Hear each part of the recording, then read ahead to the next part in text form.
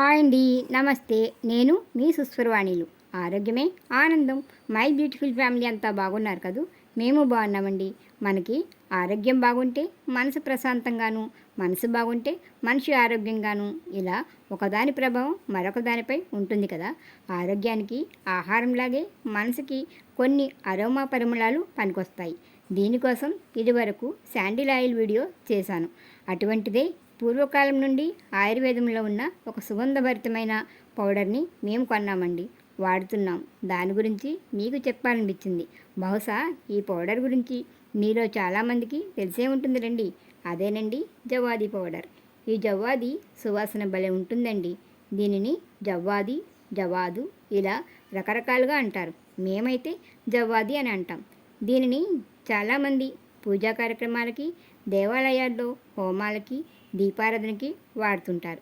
కానీ ఈ జవ్వాది పౌడర్ ఇంటికి, వంటికి, బట్టలకి, ఫ్లోర్కి, బుక్స్ ఇలాంటివి ఏవైనా సరే సువాసనలు ఇవ్వడానికి, ఫ్రెష్గా ఉండడానికి బాగా పనిచేస్తుంది. ఈ జవ్వాది పొడిని గంధం పొడి, గంధం నూనె, ఇంకా అనేక రకాల పువ్వులు, అరోమా హెర్బల్స్తో తయారు చేస్తారు. ఇప్పుడంటే రకరకాల పెర్ఫ్యూమ్స్ వచ్చాయి, కానీ మన పూర్వీకుల కాలంలో జవ్వాది పౌడర్ వాడడం బాగా ఉండేదట. మరి జవ్వాది పౌడర్ని మన నిత్య జీవితంలో ఎలాగా, ఎన్ని రకాలుగా ఉపయోగించుకోవచ్చు అంటే, మీ శరీరం రోజంతా ఫ్రెష్గా చెమట వాసన లేకుండా ఉండాలంటే చిటికెడు జవ్వాది పొడి తీసుకుని మీరు స్నానం చేసే నీటిలో కలిపి స్నానం చేయండి, బాగుంటుంది. లేదంటే స్నానం చేశాక అరచేతిలో కాస్త జవ్వాది పొడి వేసుకుని ఓ 2 నీటి చుక్కలు వేసి పేస్టులా కలుపుకుని వేలితో చెవి వెనకాల, అండరామ్స్ దగ్గర, మెడ దగ్గర రాసి చూడండి. రోజంతా ఆ పరిమళం మీ వెంటే ఉంటుంది.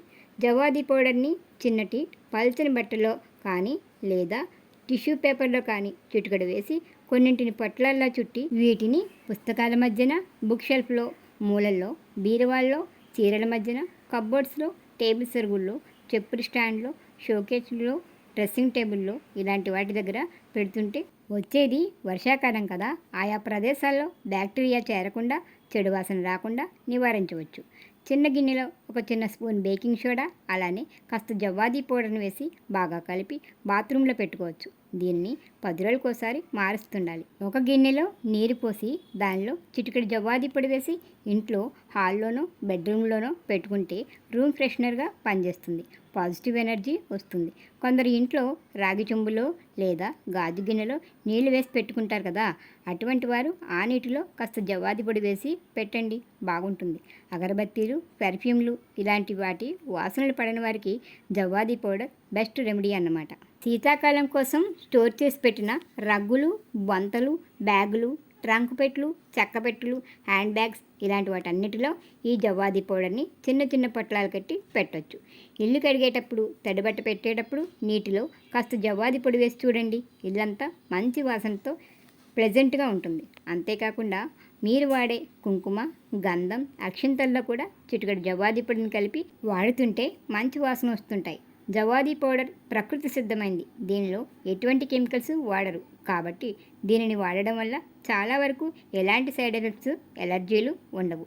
ఈ జవ్వాది పౌడర్ పూజా సామాగ్రి అమ్మే షాపుల్లో, ఆయుర్వేద షాపుల్లో, లేపాక్షి షాపుల్లో అమ్ముతూ ఉంటారు. దీని రేటు 30 నుండి 50 రూపాయల్లో ఉంటుంది.